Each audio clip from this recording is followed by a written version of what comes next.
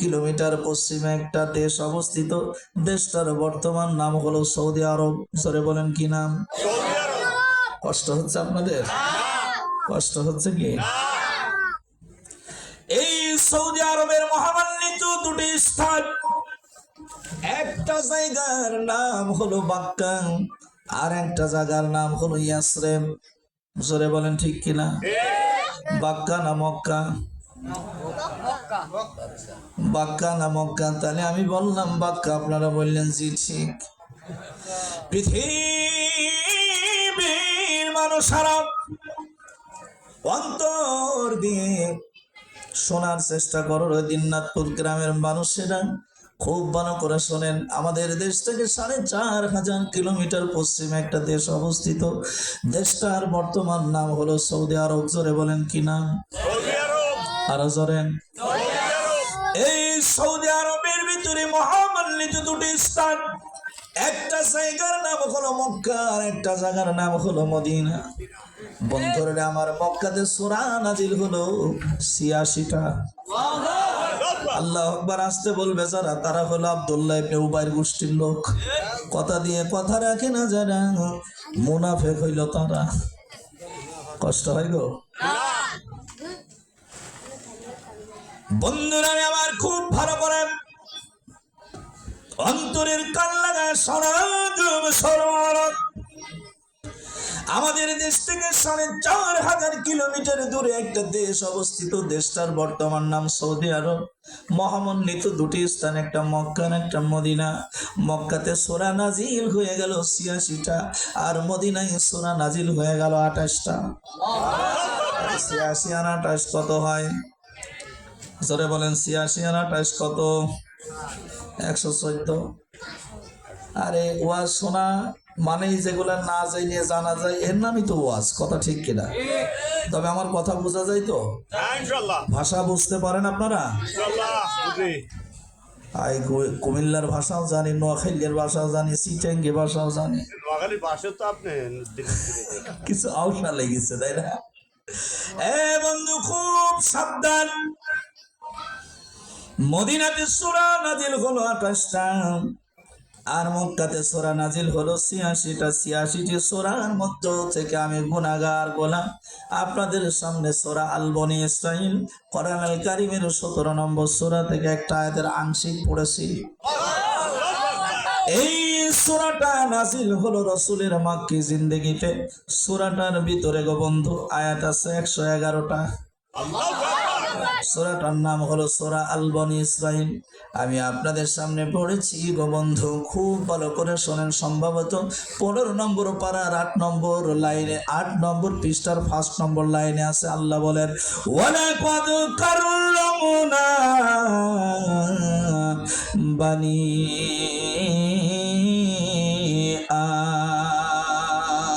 আদম। মানুষ বানাইল আল্লাহ প্রেমের কারণে, প্রেমের রশি বান্দরে নবীজির সনে। তাহলে সূরাটা নাজিল হয়েছে কোথায়? মক্কায়। জোরে বলেন কোথায়? মক্কায় না বাক্কায়? জোরে বলেন মক্কা না? মক্কা কারা বলছেন হাত তোলেন? সবাই মক্কা। এখন বলেন বাক্কা কারা কারা বলছেন? হুজুর বলছে, আমার হুজুর বলছে বাক্কা। আলেম কুল শিরোমণি উস্তাদুল মুকাররম মাওলানা হাফেজ শফিকুর রহমান সাহেব বন্দে এলেমের ভান্ডার। আল্লাহ রাব্বুল আলামিনের কোরআনকে আমরা জিজ্ঞাসা করি, ওগো কোরআন, দিনাজপুর থেকে নিয়ালপুরের দূরত্ব হলো ৩.৫ মতান্তরে ৪ কিলোমিটার মতো দূর হবে, তাও হবে না মনে হয় আমাদের পশ্চিম পাড়া ২ কিলোমিটারের বেশি নয়। এখন কোরআনকে জিজ্ঞাসা করি, কোরআন শ্রোতারা বলে মক্কা, আর হুজুর কিছুই বলতে চাই না। পেছে হাফেজ মাওলানা শফিকুর রহমান সাহেব বলল বাক্কা। এখন তোমার কাছে কি কোনো ডিসিশন আছে? কোরআন কারীম ডাক দিয়ে বলবেন, ইন্না আউওয়ালা বাইতিন উজিয়া লিন্নাসি লাল্লাযী বিবাক্কাতা। বন্ধুরা আমার, খুব ভালো করে অন্তরের কান লাগায় শোনেন মুসলমানেরা। আল্লাহর কোরআন ডাক দিয়া বললেন, ও বন্ধু, নিশ্চয় আমি আল্লাহ তাআলা পৃথিবীতে সর্বপ্রথম একটা ঘর বানিয়েছি। এই ঘরটার নাম হলো কি? বাক্কা। জোরে বলেন কি? আগে ছিল বাক্কা, এখন হলো মক্কা। আর মদিনার আগে নাম ছিল ইয়াসরিব। আবার নবীর হিজরতের কারণে হয়ে গেল মদিনা। তাহলে আমি সূরা আল বনী ইসরাইলের ৭০ নম্বর আয়াত আপনাদের সামনে পড়েছি। সার সংক্ষিপ্ত দুটি কথা উপস্থাপন করতে চাই। শুনতে রাজি আছেন তো ইনশাআল্লাহ? যদি শুনতে চান তাহলে আজকের ওয়াজের শিরোনাম হলো মানুষ দামি। কি দামি? আসতে বললে ওয়াজ হবে না। আর আমার ওয়াজ শুনতে যে চুপ মেরে বসে ওয়াজ শুনবেন, ওরকম শ্রোতা আমার ভালো লাগে না। আমি কথা বলবার আপনারা ঘুরটুমি থাকবেন, তা কি করে হবে? আমিও চিল্লাম, আপনারাও চিল্লাবেন। রাজি আছেন তো ইনশাআল্লাহ? তাহলে আজকের ওয়াজের শিরোনাম হলো মানুষ। মানুষ কি? আরো জোরে, আর একবার জোরসে বলুন। জোর হলো না? ওয়াজের সময় খুব জোর হয়, মানে ভোটের সময়। অমুক ভাইয়ের চরিত্র ফুলের মতো পবিত্র, নামাজ পড়ে না, একক তো। বন্ধু, খুব ভালো করে শোনেন, অন্তরের কান লেগে শোনেন। আজকের ওয়াজের শিরোনাম হলো মানুষ কি? মানুষ দামি। তাহলে আমরা কি? আমরা মানুষ। তাহলে দামি মানুষের কাজ হবে কি? দামি। দামি জিনিসের কাজ কি হবে? আরো আসতে বলেন, দিয়ালের কান আছে, যদি শুনি ফেলায় ৩ বছর জেল হবে। আল্লাহ রাব্বুল আলামিন বলেন, ওয়ালা কাদ কাররামনা বানি আদম। তুমি মাটির আদমকে প্রথম সৃষ্টি করিয়া ঘোষণা করিয়া দিলে শ্রেষ্ঠ বলিয়া। ওতাই নূরের ফেরেশতা করে আদমকে সেজদা। সবার থেকে দিলেন সম্মান মাটির আদমকে। বলেন আল্লাহু আল্লাহু, তুমি জানলে জালালো, শেষ করা তো চাই না গে তোমার গুণগান। কে বলেছে কথা?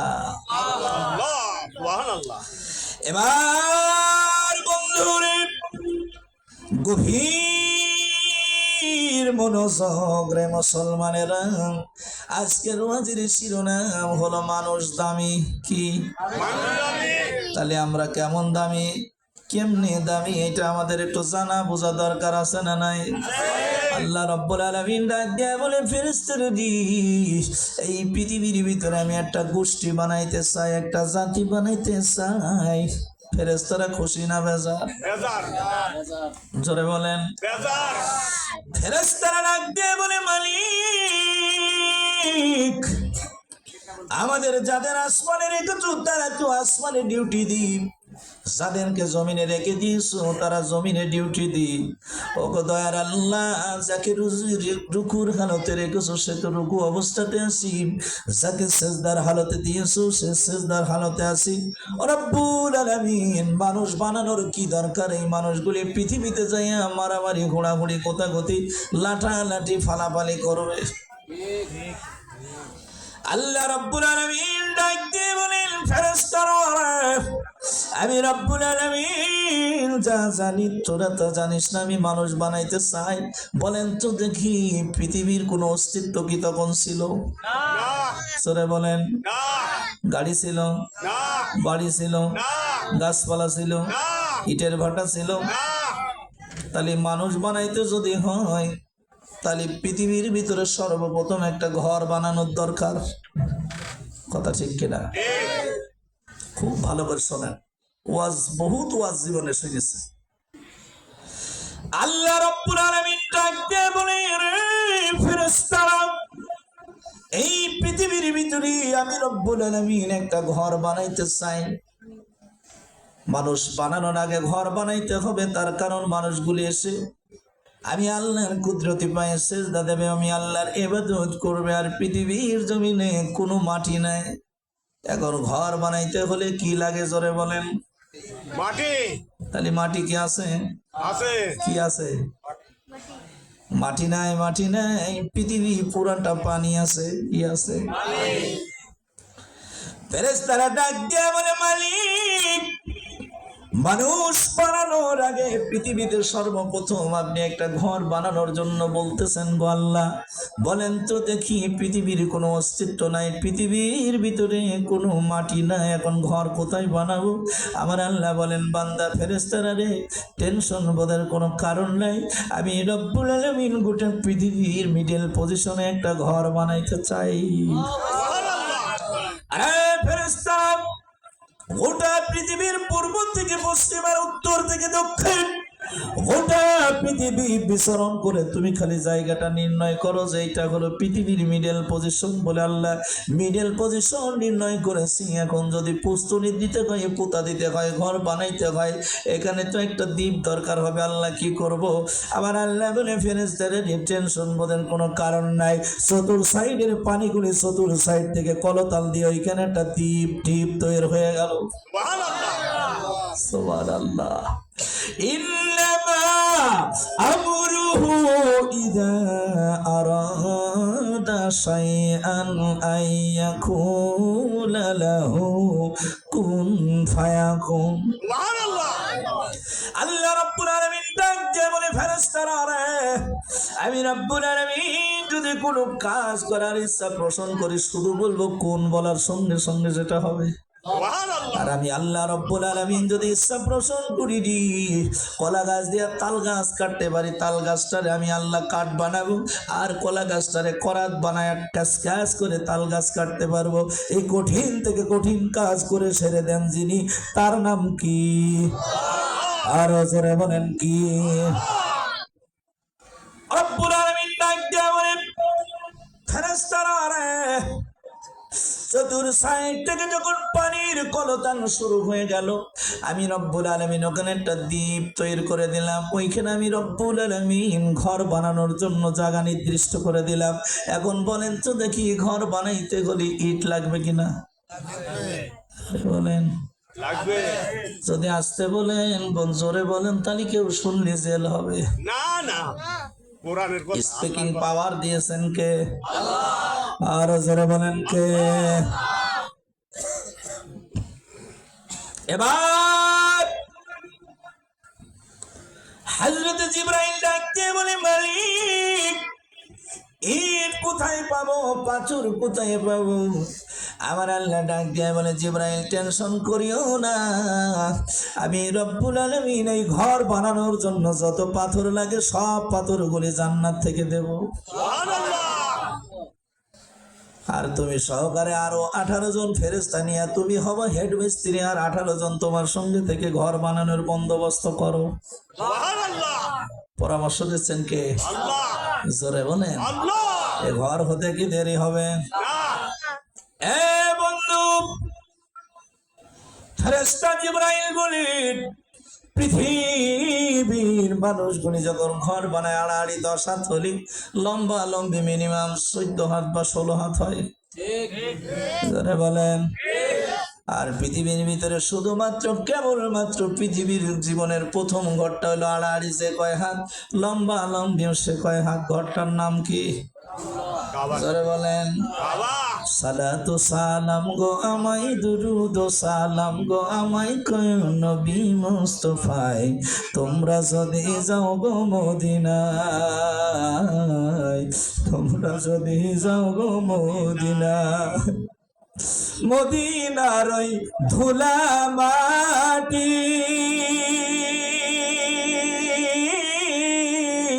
আমি সুরমা বলে চোখেও মাখিও, ওরে সেই ধুলা চোখে মাখিলে, ওরে সেই ধুলা চোখে মাখিলে আমার গুনাহ থাকে না, তোমরা যদি যাও গো মদিনায়। জোরে বলুন আল্লাহু আকবার। জিবরাইল ডাক দিয়ে বলে, মালিক, জান্নাত থেকে যদি আপনি পাথরগুলি সরবরাহ করে দেন তাহলে আর কোনো টেনশন চিন্তা থাকলো না। পৃথিবীর সব ঘর আড়াআড়ি যে কয় হাত হয় লম্বা লম্বি তার থেকে বেশি হয়।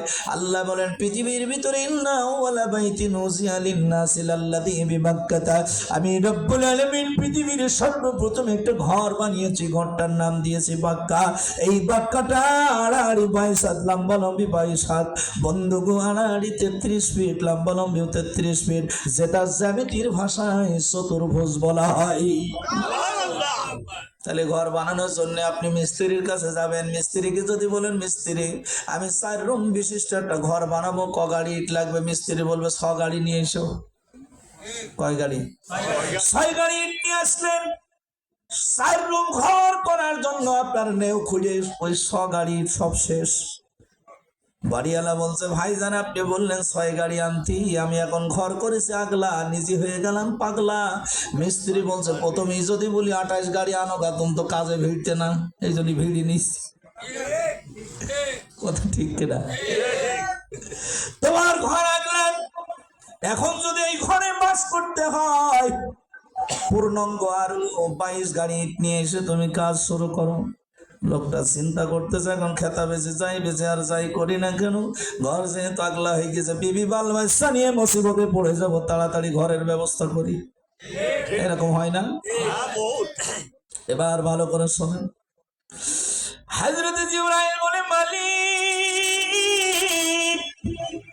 ঘর বানানোর কাজ শুরু হয়ে গেলাম। পুতা দেওয়ার পরে কোন জায়গায় দরজা করতে হয় এটা ঠিক করা লাগে কিনা? লাগে। পুতার পরে দরজা ঠিক করতে হয় না? কথা বলেন। আজকের ওয়াজের শিরোনাম কি বলেন? আসতে বলেন কেন বাবা? মানুষ দামি। পুতা কমপ্লিট হয়ে গেল, ফেরেশতা জিবরাইল অন্য মিস্ত্রিদেরকে ডাক দিয়া বলেন দরজা বানানোর জন্য জায়গা রাখতে হবে। হঠাৎ করে ওই পুতার থেকে আওয়াজ আসতেছে জিবরাইল রে, না না না, ইচ্ছা মতো দরজা বানাইতে পারবা না।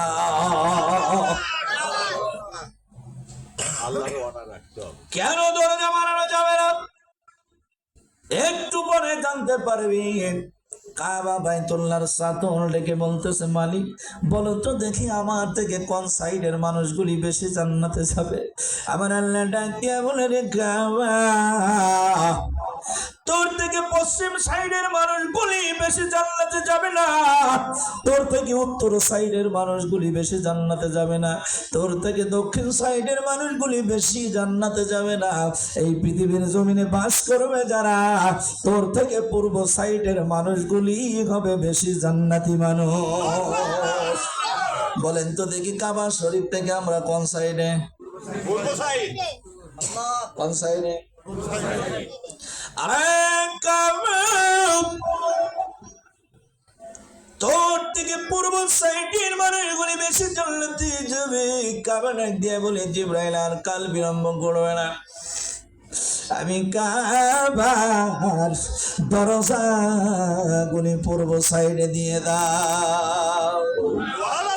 ওয়ালাকাদ কাররামনা বানি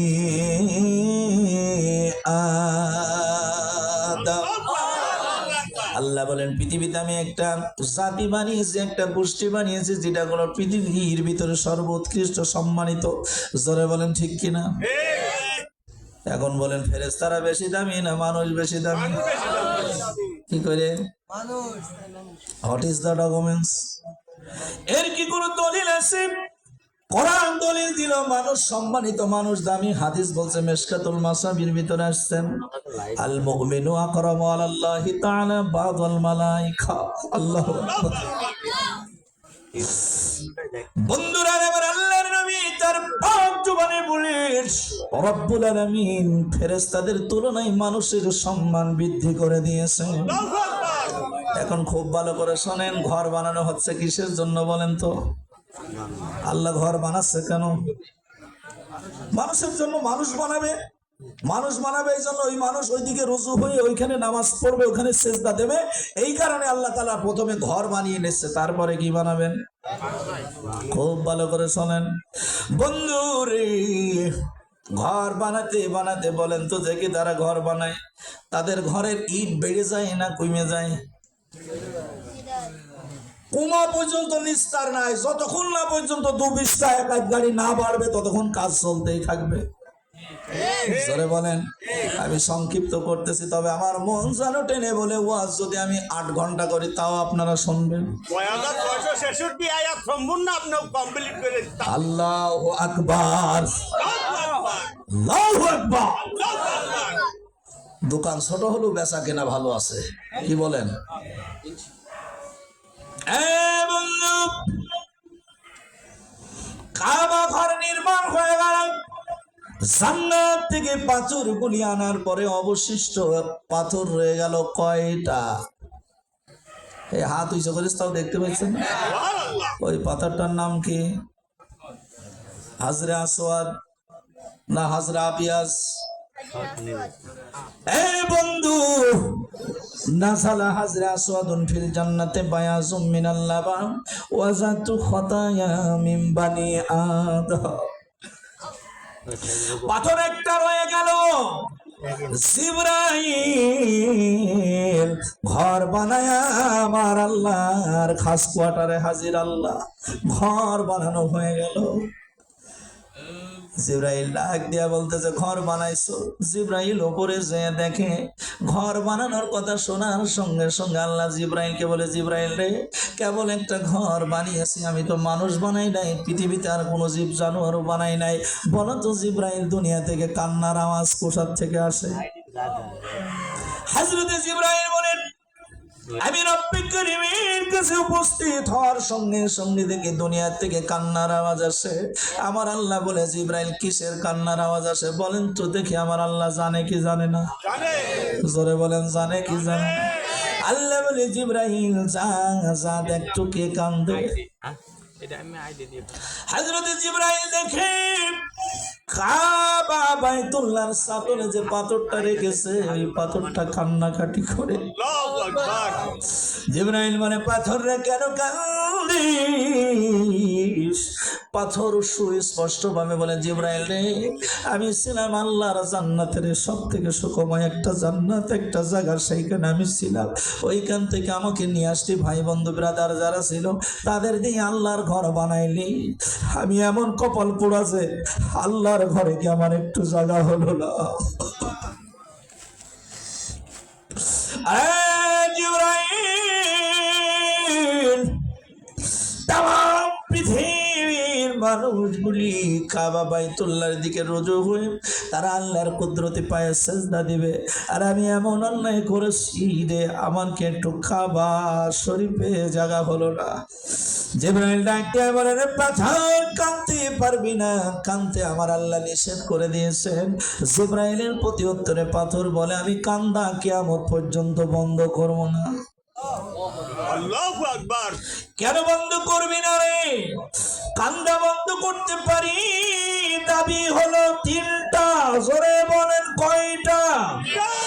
1 নম্বর দাবি রে জিবরাইল, Bangladesh, Bharat, Pakistan, Afghanistan, Turkistan, Bosnia, Chechnya, Arakan, ফিলিস্তিন, Jordan, German, Japan, Holland, Poland, এমনি ভাবে আমি সেই থেকে গোটা পৃথিবীর মানুষগুলি যখন কাবা বাইতুল্লাহ আসবে, হাজী সাহেব গুলা যখন আসবে, তখন আমার আল্লাহর কাছে আমার জোর দামি থাকবে।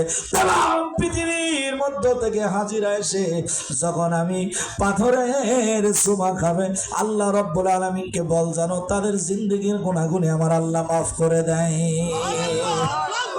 1 নম্বর শর্ত। 2 নম্বর শর্ত, 2 নম্বর দাবি রে, আমার আল্লাহকে যে বলবে, আমার আল্লাহ যেন আমার দৃষ্টি চক্ষুকে ফিরিয়ে দেয়। তা আমার পৃথিবী থেকে হাজিরা যখন আসবে, আমি আমার চোখ দিয়ে দেখতে চাই। মেনে নিলাম। 3 নম্বর দাবি, এখন মানুষ কম আসবে, এমন একদিন আসবে রে লক্ষ লক্ষ মানুষ আসবে, এই মানুষগুলি দূর থেকে আমাকে স্পর্শ করতে পারবে না। আমার আল্লাহকে বলবি দূর থেকে বিসমিল্লাহি আল্লাহু আকবার বললেও আল্লাহ যেন তাদের জিন্দেগির গুনাহগুলি মাফ করে দেয়। জিবরাইল বললেন ঠিক আছে, আমি আল্লাহর কাছে উপস্থাপন করব। আমার আল্লাহ ডাক দিয়া বলে রে জিবরাইল, তাড়াতাড়ি পাথরকে জানিয়ে দে আমি আল্লাহ 3টা দাবি মেনে নিয়েছি, পাথর এখন কান্দা বন্ধ কর। আল্লাহু আকবার। সালাতু সালাম গো আমায়, দুরুদ সালাম গো আমায় কয় নবী মুস্তাফায়, তোমরা যদি যাও গো মদিনায়, তোমরা যদি যাও গো মদিনায়, মক্কা শরীফের মাঝে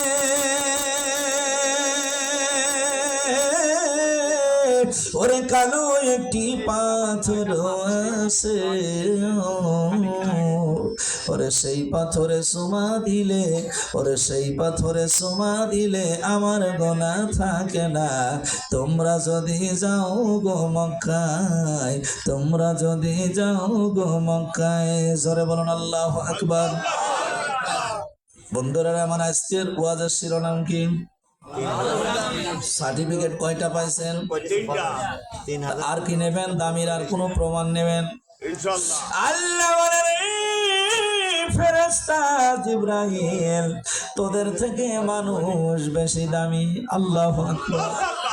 জিবরাইল খুশি না বেজার? জিবরাইল বলে আল্লাহ অত তাড়াতাড়ি মানব না, মানুষকে একটা প্রশ্ন করতে চাই, উত্তর যদি দিতে পারে তাহলে জানবো মানুষ দামি, আর উত্তর না দিতে পারলে মানুষ বেদামি। ডাক দিয়ে বলে কালকে যাবি মসজিদে নববীতে, যে দেখবি সকলের আগে যে ঢুকেছে আর সকলের পরে যে বের হচ্ছে তাকে একটা প্রশ্ন করে দেখবি, উত্তর যদি দিতে পারে মানুষ দামি, উত্তর না দিতে পারলে মানুষ বেদামি। এখন আপনারা বলেন ফেরেশতা জিবরাইলের প্রশ্নটা কঠিন হবে না সহজ হবে? জোরে বলে আরে জিবরাইল, আরে জিবরাইল জানে না, আর দেরি করবি না, তাড়াতাড়ি যা। জিবরাইল বলেন আমি মসজিদে নববীতে ঢুকে গেলাম, ঢুকে যেয়ে দেখি রে সর্বপ্রথম মসজিদের ভিতরে ঢুকে গেছেন যিনি নবীজির জলিল কদর সাহাবী, নবীজির বাল্য বন্ধু, নবীজির সুখের সাথী, নবীজির দুঃখের সাথী, আবার নবীজি সম্মানিত শ্বশুর মশাই এবং বন্ধু হযরত আবু বকর। চিৎকার মেরে বলুন আল্লাহু আকবার। এত জিকির লা ইলাহা ইল্লাল্লাহ। জোরে জোরে লা ইলাহা লা ইলাহা ইল্লাল্লাহ। ইলাহা ইল্লাল্লাহু মুহাম্মাদুর রাসূলুল্লাহ সাল্লাল্লাহু আলাইহি ওয়াসাল্লাম। জিবরাইল বলেন আমি মসজিদে নববীতে গেলাম, যায়া দেখি রে সব বের হয়ে গেল, বেরিয়ে গেল, দাঁড়িয়ে আছে কয়জন? নাম কি? আবু বকর সিদ্দিক। আরো জোরে। আবু বকর সিদ্দিক। আবু বকর। জিবরাইল মানুষ রূপ ধারণ করে আবু বকরকে ডাক দিয়া বলে ভাইজান আপনার কাছে একটা প্রশ্ন করতে চাই। কি প্রশ্ন করবে রে? বলে বলেন তো দেখি আল্লাহর ফেরেশতা জিবরাইল এখন কোথায় আছে? আল্লাহু আকবার। প্রশ্নটা সহজ না কঠিন বলেন তো? হযরতে আবু বকর ডাক দিয়া বলে ভাইজান আমাকে যে একটু সময় দেয়া লাগবে। জিবরাইল ডেকে বলেন কয় বছর সময় লাগবে? কয় বছর? নবীজির সাহাবী আবু বকর ডাক দিয়া বলে ভাইজান কোন বছর টছর সময় লাগবে না। বলে কয় মাস? বলে মাস সময় লাগবে না। সুবহানাল্লাহ। কয় সপ্তাহ? কোন সপ্তাহ সময় লাগবে না।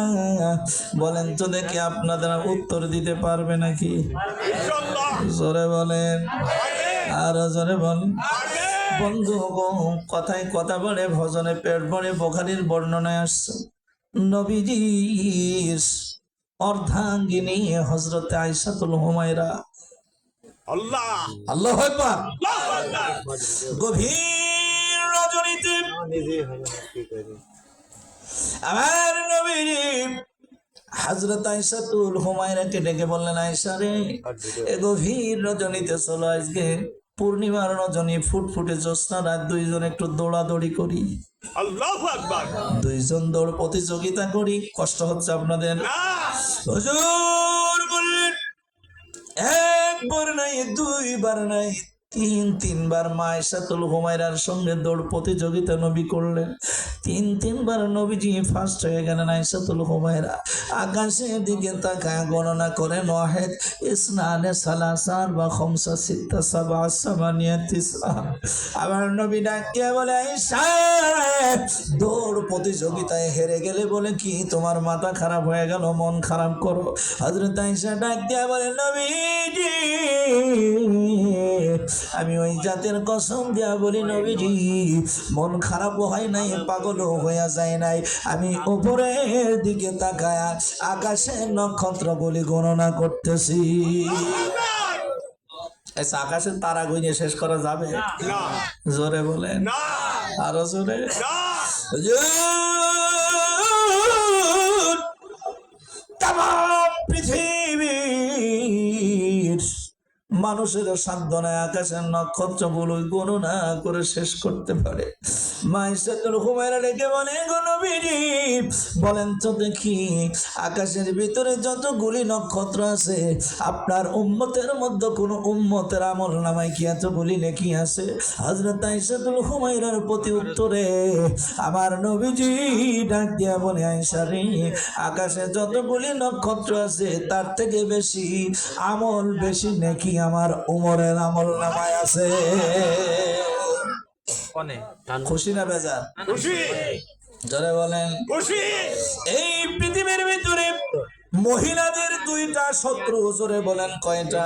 দুইটা মা বোনদের দুশ্মন কয়টা? দুইটা কি কি জানেন বলেন? এক নম্বরে সতীন, বলেন। এক নম্বরে সতীন, দুই নম্বরে ননদ। দুই নম্বরে নন। What is the documents? অনেক ওয়াজ বেজে যাচ্ছে, আমি কি করব? কোরআন আল কারিমের 28 নম্বর পারার লাস্ট নম্বর সূরা আত-তাহরিমের ফার্স্ট নম্বর আয়াত আল্লাহ বলেন, ইয়া আইয়ুহান নাবিয়্যু লিমা তুহাররিমু মা আহাল্লাহু লাক তাবতাগি আজওয়াজিক আল্লাহু গফুরুর রাহিম।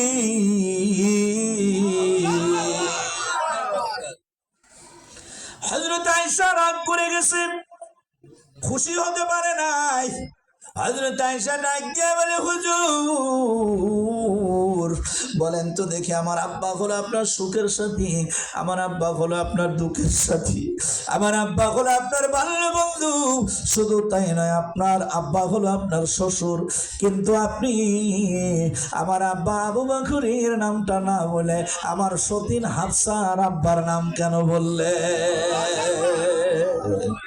দেখেন ইউটিউবে আমার কাছে জান, আপনি তো বলবেন আমার আব্বার নাকি বেশি, কিন্তু আমার আব্বার নাম বাদ দিয়ে আপনি কেন কয় তারিখে এলো? আমার সতীনের বাবার নাম বললেন?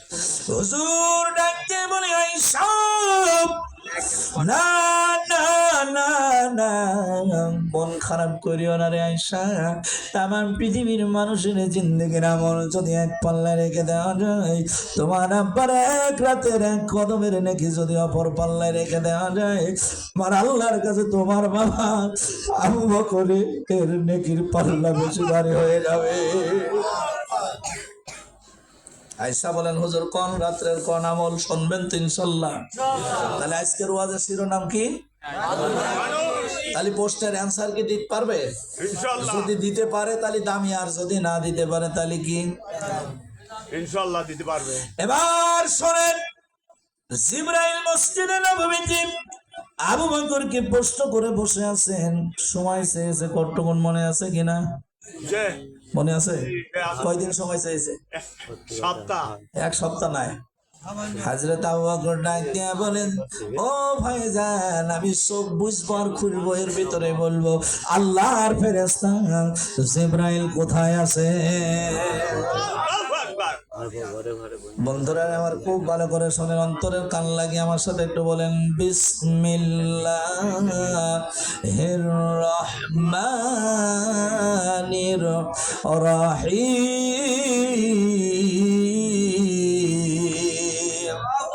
আল্লাহু আকবার। একবার বিসমিল্লাহির রহমানির রহিম পড়লে কয়টা নেকি হয়? আল্লাহ সুবহানাল্লাহ।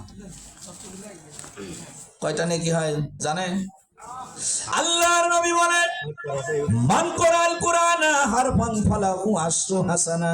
পৃথিবীর কোন উম্মত যদি, পৃথিবীর কোন মানুষ যদি কোরআন আল কারিমের একটা অক্ষর তার জবান দিয়ে বের করেন, আল্লাহ রব্বুল আলামিনের নবী বলেন তার আমলনামায় 10টা নেকি লেখা হয়। সুবহানাল্লাহ। আশরু হাসানাত। আলী বলেন তো দেখি বিসমিল্লাহর ভিতরে অক্ষর কয়টা? 19টা। কয়টা? 19টা। 19 ইন্টু 10, তাহলে একবার বিসমিল্লাহির রহমানির রহিম বললে রব্বুল আলামিন বলেন বান্দার নামে আমলে 190টা নেকি লেখা হয়ে যায়। সুবহানাল্লাহ। তাহলে এই নেকি পাওয়ানোর জন্য কোন ফ্যাক্টরিতে লেখাপড়া করানো হয় জোরে বলেন? মাদ্রাসা, মাদ্রাসায় কি পড়ানো হয়? আরবি, আরবি। কোরআন। আমি গতকালও একটা মাদ্রাসার প্রোগ্রামে ছিলাম, ওদেরকে জিজ্ঞাসা করেছি আপনারা যে আপনাদের ছেলেদের পড়ান হাট্টিমা টিম টিম, তাদের খাড়া দুটো শিং, তারা মাঠে পড়ে ডিম, এই পাখি কে দেখেছো বাবা বলো তো? আপনারা কেউ দেখেছেন? না, তাহলে পড়ান কেন? মিথ্যা দিয়ে শুরু হয়ে যায় না? মিথ্যা দিয়ে শুরু। হাট্টিমা টিম টিম, তাদের খাড়া দুটো শিং, তারা মাঠে পড়ে ডিম, সেই যে শেখবে ঘোড়ার ডিম। ঠিক। কথা ঠিক কিনা? কথাটা যদি একটু ঘুরিয়ে বলি, মা গো আমি পড়বো না আর হাট্টিমা টিম টিম, মাদ্রাসাতে পড়বো মা গো আলিফ লাম মিম। ওরে সেইখানেতে শিখবো কোরআন, করবো কায়েম সালাত, দিনের পথে চললে মা গো আল্লাহ দিবে নাজাত। জোরে বলেন ঠিক কিনা? তাহলে মাদ্রাসায় পূর্ণাঙ্গ দিন শিক্ষা দেওয়া হয়, আর এই দিন শিক্ষা দেওয়ার কারণে আমার আপনার কলিজার টুকরার সন্তান আমার আপনার কবরের পাশে যায় যদি কোরআন তেলাওয়াত করে, সূরা ফাতিহা পড়ে, সূরা ইখলাস তেলাওয়াত করে, রব্বে কারিমের দরবারে হাত দোকানে তুলে বলে মালিক আমার আব্বার জিন্দেগির গুনাহগুলি মাফ করে দাও, ধৈর্য হুজুর দিয়ে দোয়া করা লাগবে না, এই মাদ্রাসায় সন্তান দিলে উস্তাদুল মুকাররম যা শিখিয়ে দেবে এই ইলম দিয়ে আপনার সন্তান আপনার জন্য দোয়া করতে পারবে। জোরে বলেন ঠিক কিনা? আরো জোরে বলেন ঠিক কিনা? সম্মানিত উপস্থিতি, তাহলে এই যে বিশাল বিল্ডিং দেখছেন এই সাইডে যে অনেকগুলি ঋণ বাকি আছে হযরতের, তাহলে 10-এর লাঠি 1-এর বোঝা যদি আমরা একটুক্ষণ আগিয়ে যাই তাহলে কেমন হয় বলেন তো? সুবহানাল্লাহ। মানুষ কিন্তু জান দিতে রাজি আছে কিন্তু মাল দিতে রাজি নাই। এখন দেখেন কেন দিতে হবে একটু ভালো করে শোনেন। আল্লাহর নবীজির কলিজার টুকরার সন্তান ফাতেমা, নাম শুনেছেন? যে শোনেননি? শুনেছি। ফাতেমার স্বামীর নাম কি? হযরত আলী। হ্যাঁ, আলীর কাছে একদিন ফাতেমা বলছে আমার একটা মদিনার বাজার থেকে ডালিম কিনে দিবা। কি দিবা? আলী মদিনায় গেছে, ডালিম কিনছে, খুশিতে বাগ বাগ হয়ে বাড়ির দিকে রওনা দিয়েছে। প্রতিমধ্যে একজন ফকির ডেকে বলছে আলী সামনে পা বাড়িও না। আরে আলী, বিগত 3 দিন হয়ে গেল রে আলী, আমি এখনো কিছু খাই নাই। হযরত আলী পথিককে ডেকে বলে রে পথিক, আমার অর্ধাঙ্গিনী তো ডালিম চাইছে, আমার একটা দাবি রাখ, অর্ধেক ডালিম তোকে দিই আর অর্ধেক বাড়ি নিয়ে যাই। বলে তাই হবে। ফকির অর্ধেক ডালিম খাওয়ার পরে ফকিরের দাঁতে রস লেগে গেছে। অর্ধেক ডালিম নিয়ে যখন রওনা দিস, পথিক ডেকে বলে আলী রে, না খেয়েছিলাম, ভালো ছিলাম, খাওয়ার পরে যেন খিদা আরো তীব্র হয়ে গেল, বাকি অর্ধেক আমার দে। আল্লাহু আকবার। আরে আলী, বাকি অর্ধেক ডালিম আমারে দে। ডালিমটা দিয়া হযরতে আলী রওনা দিছে। আমার আল্লাহ জিব্রাইলকে ডাক দিয়া বলে জিব্রাইল আইয়ুনাজিলা সারিয়ান ফিল জান্নাতে। আরে জিব্রাইল 1 সেকেন্ড দেরি করবি না, জান্নাতে যা 10টা ডালিম নিবি, আমার নবীজির সর্ববয়োজ্যেষ্ঠ সাহাবী হযরত সালমান আল ফারসিকে দিবি আর বলবি এই 10টা ডালিম যেন ফাতেমার বাড়ি হাজির করে দেয়। আল্লাহু আকবার। ডালিম দিয়েছ কটা? পেইল কটা? 10টা। হযরতে সালমান আল ফারসি একটা ডালিম টেরে বা খোটে রেখেছেন, ব্যাগে 9টা নিছে। ফাতেমার বাড়িতে যায় বলে, আসসালামু আলাইকুম ইয়া হালাল বাইত। ওয়ালাইকুম আসসালাম, কি হলো গো? বলে, আল্লাহ জান্নাত থেকে তোমার জন্য ডালিম হাদিয়া পাঠাইছে। ফাতেমা ডালিমের ব্যাগটা খুলে দেখে, ওয়াহিদ ইসনানে সালাসার বা খমসা সিত্তা সাবা সামানিয়া তিসা। হযরতে ফাতেমা ডাক দিয়া বলে, রে সালমান, আমার মন যেন টেনে বলে, এটা আমার আল্লাহর জান্নাতি ডালিম নাই। বলেন তো দেখি ডালিমটা কোথাকার? ফাতেমা কি বলছে? কেন রে জান্নাতের নাই? হযরত সালমান আল ফারসির প্রতি উত্তরে ফাতেমা বলল, আমার স্বামী দান করেছে একটা, পাবো হলো 10টা। তোর ব্যাগের মধ্যে কেন 9টা? তালি আমার আল্লাহর জান্নাতে মনে হয় ডালিমেরটা কম আছে। আল্লাহ কি বলেন? আল্লাহর জান্নাতে কি ডালিম কম আছে নাকি? হযরত সালমান চোখের পানিগুলি ছেড়ে দিয়া বলে, আল্লাহে, আমি ওই জাতের কসম দিয়া বলি যে ডালিম জান্নাত থেকে কম দেয় নাই, বরং আমি একটু মস্কারা করার জন্য একটা ডালিম টেরে রেখে দিয়েছি। আল্লাহ তাহলে একটা ডালিম দিলে 10টা কে দেয়? তাহলে মাদ্রাসায় কিছু ঋণ বাকি আছে। আমি 4 জন আল্লাহর বান্দা চাবো। সর্বপ্রথম 5,000 করে টাকা দেবেন। হুজুর, আমার মা মারা গেছে, বাবা মারা গেছে,